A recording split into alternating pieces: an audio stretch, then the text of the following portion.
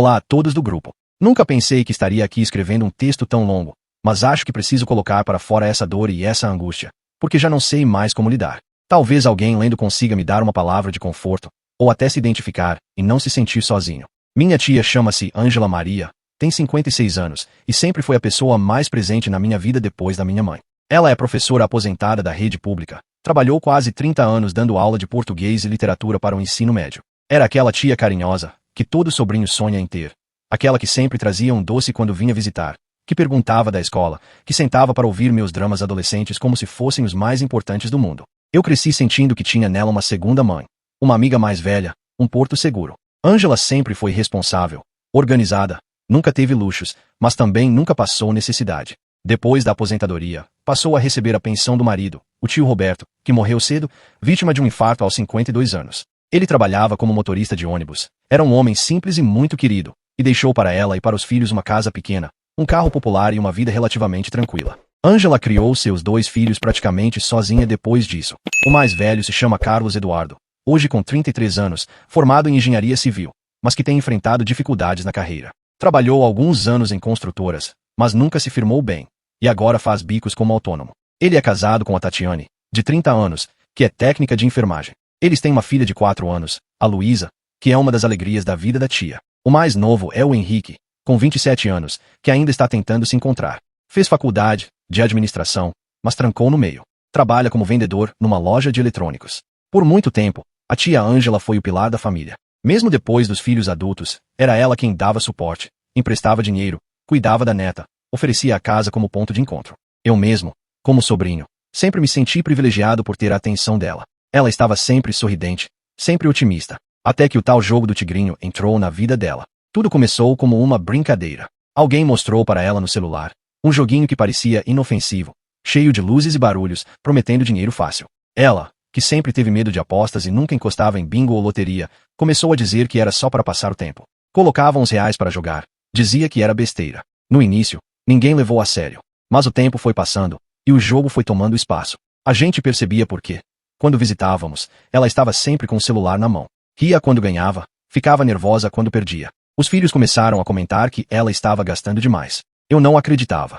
Minha tia, tão cuidadosa, iria mesmo se perder num vício. Aos poucos, as coisas começaram a mudar. Ela começou a atrasar algumas contas básicas, algo impensável para quem sempre foi organizada. Pedia dinheiro emprestado para os filhos, dizendo que tinha sido um imprevisto. E eles, sem desconfiar do verdadeiro motivo, ajudavam. Carlos chegou a pagar algumas contas de luz e de água. Henrique vendeu a moto usada para levantar um dinheiro que, segundo ela, seria para trocar o carro. Mas não houve troca de carro. O dinheiro sumiu. Quando a verdade veio à tona, foi um choque para todos. A tia Ângela já não tinha mais controle. Havia torrado a pensão inteira em poucos meses, estourado o limite do cartão de crédito, feito empréstimos em bancos e até em financeiras. E, para completar, vendeu o carro que era lembrança do tio Roberto. Tudo isso para colocar mais dinheiro naquele joguinho. A descoberta veio acompanhada de desespero e muita dor. O Carlos se sentiu enganado. Dizia que a mãe tinha abusado da confiança dele. A Tatiane, a nora, se mostrou revoltada porque parte do orçamento da casa deles foi comprometido ajudando a sogra. Henrique chorava, dizendo que não conseguia acreditar que a mãe tinha se deixado levar. Eu, como sobrinho, fiquei arrasado. Era como ver uma fortaleza desmoronar diante dos meus olhos. A mulher que sempre cuidou de todos estava agora destruindo a própria vida com as próprias mãos. O impacto emocional na família foi devastador. Os almoços de domingo, que sempre foram momentos alegres, se transformaram em clima de tensão. Ninguém sabia como lidar. A tia chorava, dizia que não conseguia parar, prometia que ia mudar, mas logo recaía. A gente percebia nas olheiras, no jeito ansioso de mexer no celular, na forma como evitava falar de dinheiro. A netinha, a Luísa, começou a sentir o ambiente pesado. Ela perguntava por que a vovó chorava tanto. Isso partia o coração de todos. A menina, que era um motivo de felicidade, agora presenciava cenas de brigas e desespero. A relação entre irmãos também se abalou. Carlos passou a culpar Henrique por não ter prestado atenção antes, e Henrique dizia que Carlos era muito duro e não ajudava a mãe de verdade. Eu vi os dois discutirem feio, algo raro na família. A Tatiane se afastou um pouco, dizendo que não queria mais se envolver nos problemas da sogra. E eu, que sempre fui próximo, comecei a sentir uma mistura de tristeza, raiva e impotência. Tristeza porque dói ver alguém que você ama se destruir.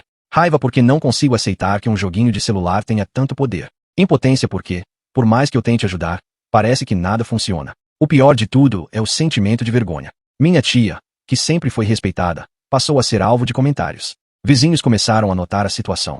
Amigos dela se afastaram. A professora dedicada, que já foi exemplo, agora se esconde em casa. Ela mesma diz que sente vergonha de sair, de olhar para as pessoas, de encarar a própria família. A cada reunião, a gente tenta conversar. Alguns defendem que ela precisa de tratamento psicológico, outros falam em clínicas de reabilitação. Mas ela resiste. Diz que não é tão grave, que consegue sozinha. Só que não consegue.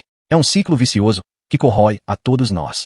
O que mais dói é que já não reconhecemos a mesma mulher de antes. A tia amorosa, divertida, que sempre tinha uma palavra de apoio, se transformou em alguém ansiosa, irritada, perdida. Os olhos dela, antes cheios de vida, agora estão apagados. Eu tenho medo do que vai ser daqui pra frente.